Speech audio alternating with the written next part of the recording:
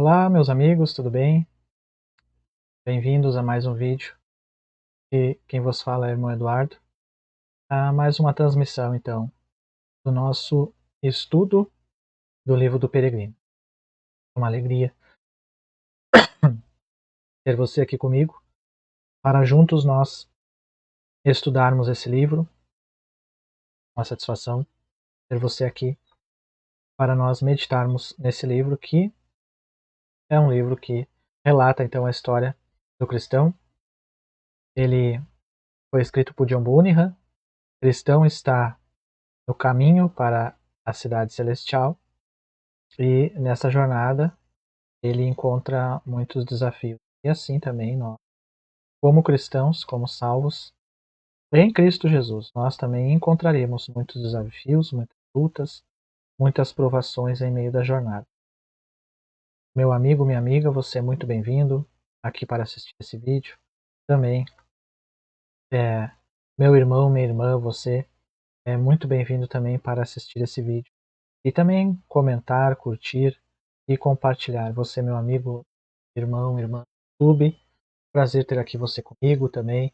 Meu irmão, minha irmã e minha amiga do Facebook. Alegria ter você aqui comigo. O livro do Peregrino, essa alegoria tão maravilhosa, que nos conta a história de cristão, ele deixa muitos exemplos e muitas situações que acontecem também no dia a dia do salvo, no dia a dia do cristão, e quando nós passamos por elas, ao analisar o que passamos na nossa jornada e analisar esse livro, nós vamos vendo que realmente o autor foi inspirado. E isso é muito importante para nós. Quando nós lemos um livro que é inspirado, isso nos edifica e nos direciona. Inspirado pelo Espírito Santo, né? Com toda a graça do Senhor dirigindo e instruindo o seu servo. E isso vem de encontro às nossas necessidades. Quando lemos literaturas que são inspiradas, isso vem de encontro com as nossas necessidades. Então, como eu disse para vocês, bem-vindos ao canal, meu nome é Eduardo. Peço que você se inscreva no canal, apoie esse projeto. E no YouTube, o canal Refletindo a Mente de Cristo está em cima aí na descrição. Eu peço que você apoie, abençoe esse projeto para a glória de Deus.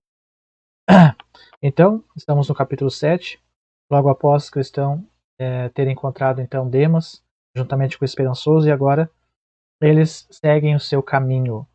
Vi que os peregrinos chegaram ao outro lado dessa planície. Aproximaram-se de um local em que havia um monumento antigo bem ao lado do caminho. Ambos ficaram incomodados com a estranha forma que visualizavam esse monumento, pois lhes parecia uma mulher transformada num tipo de coluna. Eles ficaram observando por um longo período, sem poder dizer o que era. Finalmente Esperançoso viu algo escrito na cabeça da estátua. Era uma escrita em comum, mas ele, não sendo acadêmico, chamou o cristão, pois esse era mais culto, para ver se descobriu o significado. O cristão se aproximou e descobriu o que estava escrito. Lembrai-vos da mulher de Ló, era o que estava escrito. O cristão leu para o amigo e depois concluíram que aquele monumento era a estátua de sal da qual a esposa de Ló fora transformada quando fugiu de Sodoma e Gomorra e olhara para trás com o coração ambicioso. Esse sinal inesperado e surpreendente deu origem a essa conversa entre eles. Cristão, meu irmão, esse sinal veio em momento oportuno, logo após Demas nos convidar para conhecer a colina Lucro. Se tivéssemos ido com ele, como ele queria, você estava propenso a fazer também isso? Meu irmão, por tudo que sei, teríamos sido como essa mulher, um espetáculo para aqueles que virão depois de nós. Esperançoso, desculpe-me por ter sido tão tolo. Isso me fez pensar, por que não me tornei como a esposa de Ló? Qual a diferença entre o pecado dela e o meu? Ela apenas olhou para trás, e eu tive o desejo de olhar.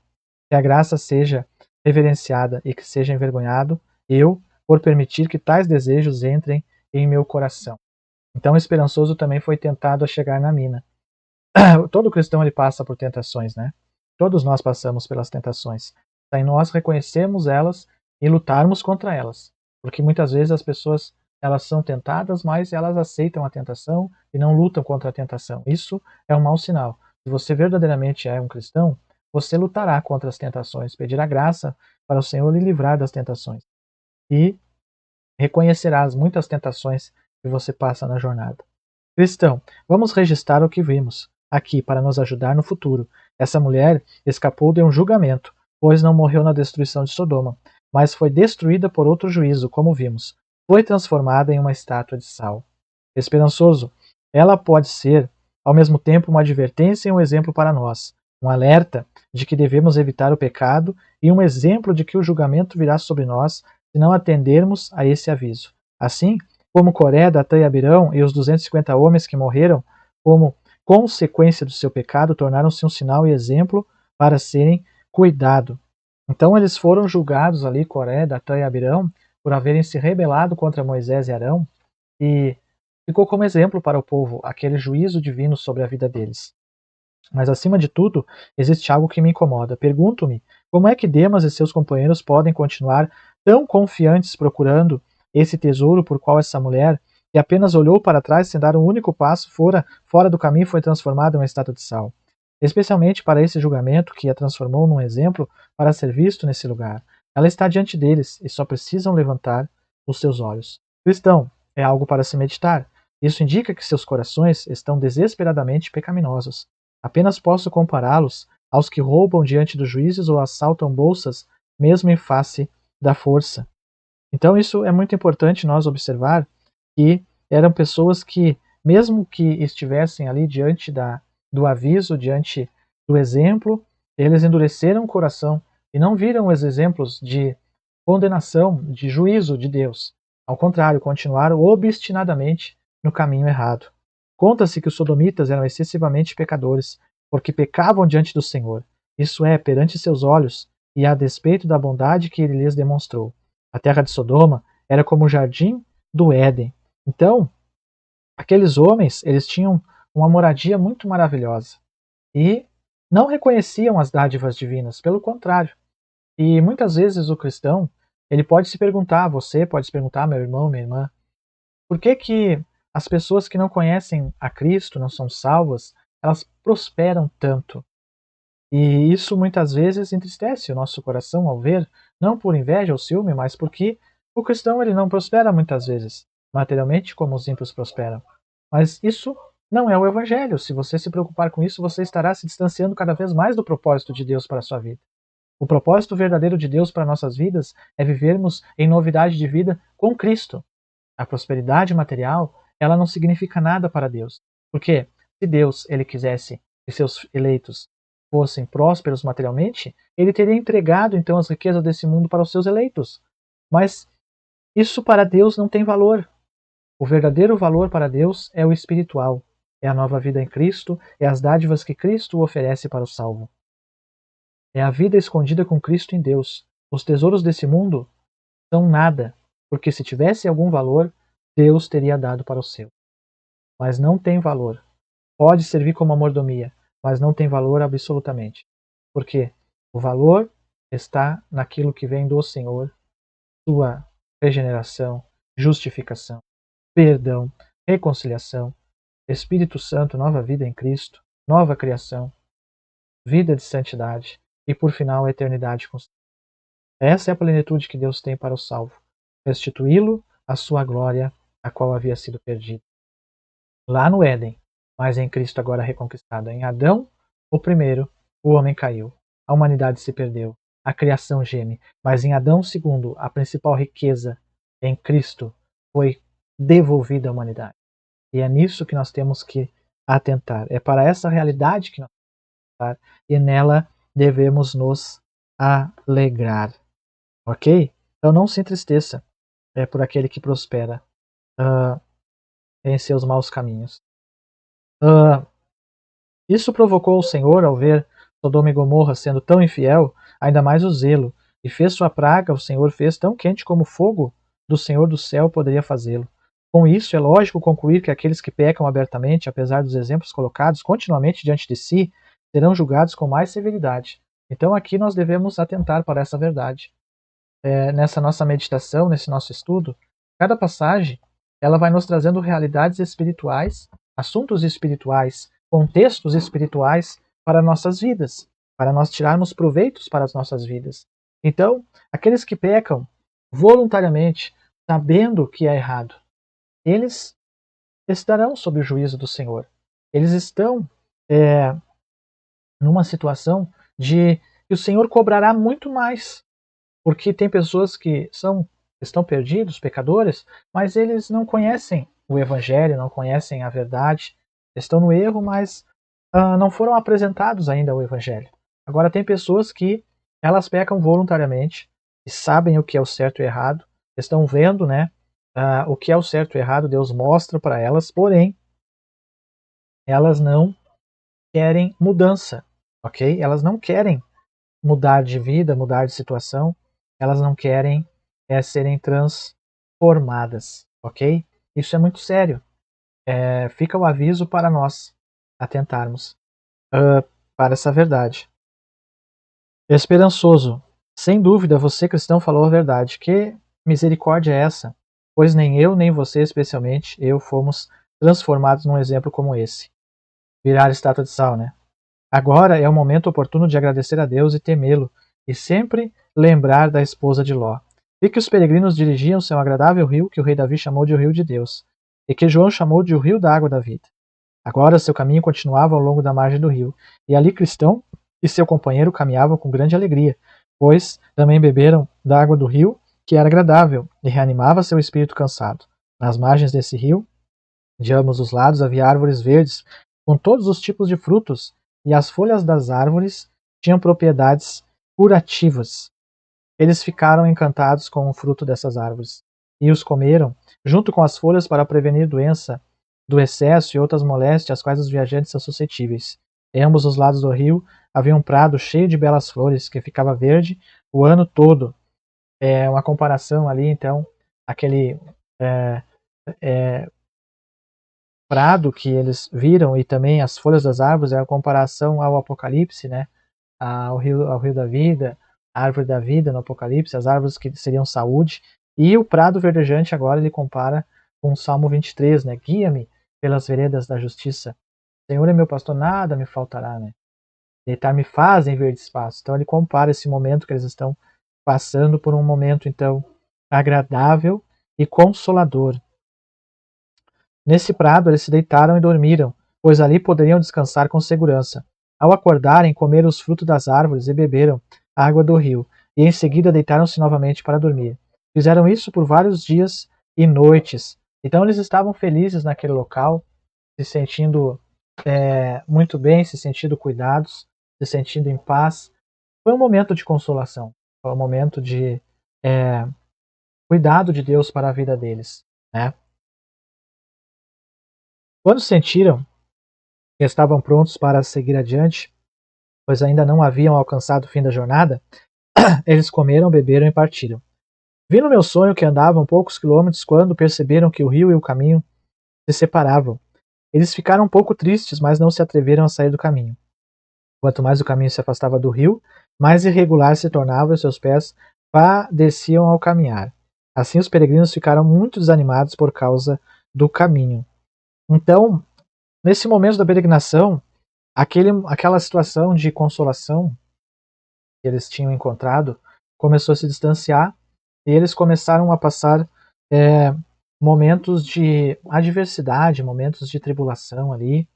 E nesse momento eles começaram então, passando por essas adversidades, eles começaram a perder a paz, perder a paciência, se angustiaram. Números 21, verso 4. Então partiram do Monte Or pelo caminho do Mar Vermelho, a rodear a terra de Edom. Porém a alma do povo angustiou-se naquele caminho. Há caminhos, né, que Deus permite que nós passemos, situações que nos angustiam, dias que nos angustiam, momentos que nos angustiam. Todos nós deveremos passar também. Eles tiveram um momento de bonança, como nós vimos, mas agora passou e veio o momento de uma adversidade. Eles ansiavam por uma estrada melhor. E quem sabe você esteja passando assim, né, por esse momento, uma adversidade.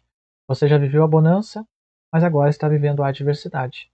Isso faz parte da vida do cristão. Você deve se consolar em Cristo. Não existe mensagem melhor para a sua alma do que Cristo é a sua vida, é o seu consolo, é o seu guia, é o seu ajudador. A palavra de Deus é viva para lhe consolar e lhe ajudar nos momentos de sofrimento, nos momentos de dor, nos momentos que o caminho, a estrada está difícil de trilhar. Sim, a palavra de Deus é poderosa para cuidar de você.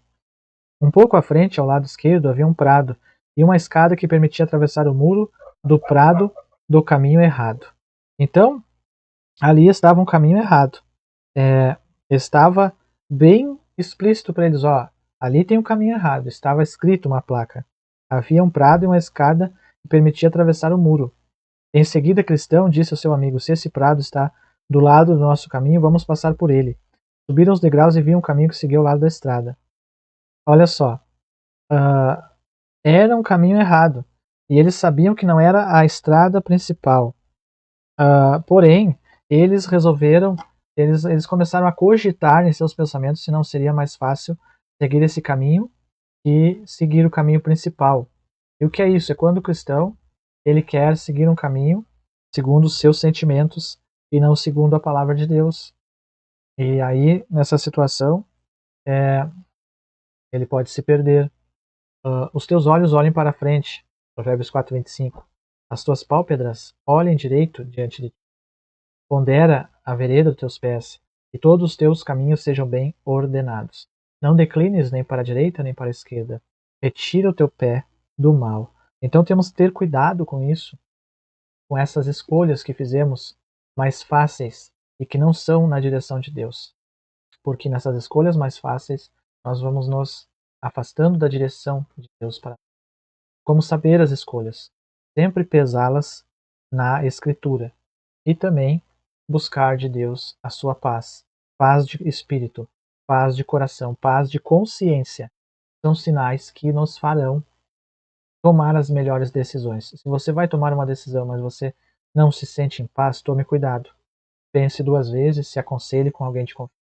Se aconselhe principalmente com a Bíblia Sagrada, porque de repente não está na direção de Deus essa decisão que você quer tomar, sendo você um cristão. Mas eles subiram os degraus desse novo caminho e viram que o caminho seguia do lado da estrada, mas não era a estrada, é um caminho paralelo. Exatamente o que eu estava pensando, disse Cristão, aqui é mais fácil. Venha, esperançoso, vamos pular. Esperançoso, mas e se essa estrada nos levar para longe do caminho? Cristão, não acredito que seja possível. Cristão estava muito confiante. Cristão estava acreditando que ia dar tudo certo. Assim foi também Pedro. Pedro, ele esteve numa situação que ele estava muito confiante que no caminho que ele estava correto. Porém, não era o caminho melhor. E ele estava levando até mesmo os companheiros dele para errar o caminho. Olha só o que diz em Gálatas capítulo 2, verso 11. Chegando Pedro a Antioquia, lhe resisti na cara, porque era repreensível. Porque antes que alguns tivessem chegado da parte de Tiago, comia com os gentios. Mas depois que chegaram, se foi retirando e se apartou deles, temendo os que eram da circuncisão. E os outros judeus também dissimulavam com ele, de maneira que até Barnabé se deixou levar pela dissimulação. Mas quando vi que não andavam bem direitamente, conforme a verdade do Evangelho, disse a Pedro na presença de todos: se tu, sendo judeu, vive como gentios e não como judeu, por que obriga os outros a viverem como judeus? Nós somos judeus por natureza e não pecadores entre os judeus. Sabendo que o homem não é justificado pelas obras da lei, mas pela fé em Jesus, temos também crido em Cristo para sermos justificados pela fé em Cristo, e não pelas obras da lei, porquanto pelas obras da lei nenhuma carne será justificada. Mas veja aqui, e até o Barnabé, até Barnabé se deixou levar pela sua dissimulação. Então temos também que ter cuidado com a autoconfiança, né? Acreditando que sempre estamos certos, porque temos um conhecimento mais elevado, como nós vimos que Cristão ele tinha um conhecimento um pouco mais elevado, mas isso não significa que sempre estamos certos. Por isso que o cristão precisa de ter conselheiros, irmãos, amigos, que lhe ajudem a tomar suas decisões. Salvo, ele tem que se revestir de companheiros idôneos para lhe ajudarem na jornada, todos como um só corpo, se auxiliando.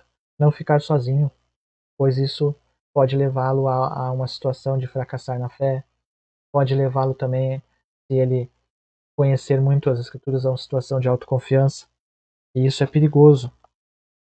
Acontecer dele se ensoberbecer cair na condenação do adversário. Enfim. Cristão, vamos pular. Você viu que essa trilha segue paralelamente ao nosso caminho, mas não é o caminho. Portanto, esperançoso, persuadido por seu amigo, seguiu com ele ao longo do muro e descobriram que esse caminho era mais confortável para seus pés. Então olharam à frente e viram um homem viajando na mesma trilha. Seu nome era Vã Confiança. Olha só, eles encontraram com Vã Confiança na trilha que eles inventaram trilhar a parte do verdadeiro caminho. Eles o chamaram e perguntaram que caminho era este e aonde levava.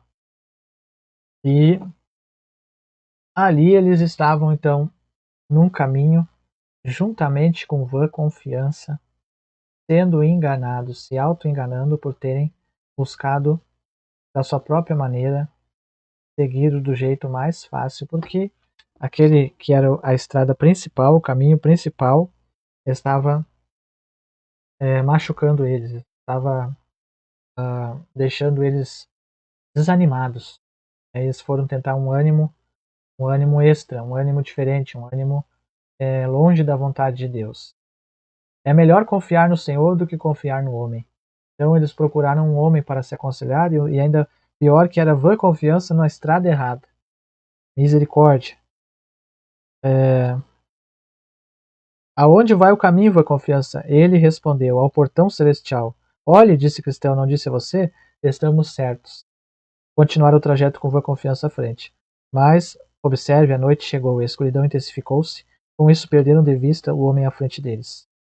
Peregrinos agora, para satisfazer a carne, procuram a maneira fácil, mas, de novo, mergulham completamente na dor. Quem procura satisfazer a carne, autodestrói-se. Então, cuidado. Não satisfaça os seus prazeres, mas viva para a glória de Deus. Tome cuidado com os caminhos que você vai tomar, porque nesses caminhos você pode se enganar. Siga o caminho do Senhor. Vivam a vida na presença do Senhor, para a glória de Deus. E não caia para um lado nem para o outro, numa vã confiança, em vãs pensamentos, em uma falsa expectativa. Mas confie no Senhor e se mantenha no seu caminho. Entretanto, aquele que estava diante deles, não conseguindo ver o caminho, caiu em uma cova profunda, criada propositalmente pelo príncipe daquelas terras para pegar os tolos e presunçosos, e despedaçou-se ao cair. Cristão e esperançoso ouviram o ruído da queda. Eles o chamaram. Então veja só, esse vã esperança acabou caindo e acabou se despedaçando, ou seja, sendo quebrantado sem que houvesse cura. Há um caminho que ao homem parece direito, mas o fim dele são caminhos de morte. Provérbios 14, verso de número 12. Cristão e esperançoso ouviram o ruído da queda. Eles o chamaram perguntando o que havia acontecido, mas não obtiveram resposta. Somente o som do seu gemido. Então o esperançoso perguntou, onde estamos? Mas o seu companheiro cristão ficou em silêncio temendo, que estivesse distante do caminho. Nesse momento começou a chover de maneira intensa, com fortes raios e trovões, e a trilha começou a ficar inundada. Veja que agora a situação começou a piorar drasticamente. Era melhor ter ficado no caminho. Para que tomar um caminho errado, cristão? Para que escolher uma vereda errada, uma vereda que vai te levar à destruição? Não saia do caminho, permaneça no caminho. Cristão, quem imaginaria que essa trilha nos levaria para longe? Esperançoso gemeu, dizendo, deveria ter permanecido no meu caminho. Desde o princípio fiquei temeroso com isso. Estava mais cauteloso, deveria ter sido mais incisivo, mas você é mais experiente que eu. Então, a experiência de cristão e o seu conhecimento fez com que Esperançoso respeitasse o seu irmão, que era mais velho na fé, e não o confrontasse de que eles estavam tomando o caminho errado. Mas isso fez com que, infelizmente, a vã confiança de cristão levasse eles ao caminho do erro. Todo aquele que sai do caminho em Cristo vai para o erro. Todo aquele que confia numa mensagem que não é a mensagem do Evangelho de Cristo vai para o erro. Todo aquele que quer satisfazer a carne e suas paixões, ele cai no erro. Todo aquele que confia na sua própria justiça e não na justificação em Cristo, ele vai para o erro. Todo aquele que não tem prazer no Senhor no seu dia a dia, esquece-se do seu Senhor, ele vai cair no erro. E assim por diante. Cristão, meu bom irmão, não se ofenda. Lamento tê-lo trazido para fora do caminho e colocado você em risco, de perigo tão iminente. Por favor, me perdoe, meu irmão. Não fiz isso com más intenções. Esperançoso, conforte-se, meu irmão. Eu o perdoo e creio também que tudo isso será para nosso bem. Essa não é uma desculpa para o pecado, né? Que ele está dando. Eles erraram, só que errar, né? Pecar, falhar, todo cristão ele fará isso. Ele errará, ele falhará, né? Ele cometerá deslizes nessa jornada, pois somos homens, somos falhos, mas todas as coisas contribuem juntamente para o bem daqueles que amam a Deus e daquele que é chamado pelo seu propósito. Você está numa situação difícil? Permaneça no Senhor, porque você foi chamado por Deus, Ele vai te tirar dessa situação. Cristão, sou grato por ter um irmão misericordioso ao meu lado, mas não podemos continuar aqui, vamos tentar voltar. Esperançoso, deixe-me ir adiante, bom irmão. Cristão, não. Se você permitir, quero ir à frente. Se houver algum perigo, quero ser o primeiro a enfrentá-lo, pois a culpa é minha por estarmos fora do caminho. Esperançoso, não, você não deve ir primeiro, você está aborrecido. Isso pode desviar-nos novamente do caminho. Então, para seu encorajamento, ouviram uma voz que dizia: presta atenção na vereda do caminho por onde passaste. Regressa. Então, quando o cristão ele erra o caminho, ele tem que voltar para o mesmo ponto onde ele parou na jornada. Quando o cristão ele erra o caminho, ele tem que voltar ao ponto de partida onde ele cometeu o deslize, começar tudo de novo. Levanta para ti sinais, faze para ti altos marcos, aplica teu coração à vereda, ao caminho por onde andaste. Volta, pois, ó Virgem de Israel, regressa a essas tuas cidades. Jeremias 31, 21. Então, sempre que erramos e nos enveredamos pela vereda errada, caímos, temos que voltar, temos que lembrar de onde caímos.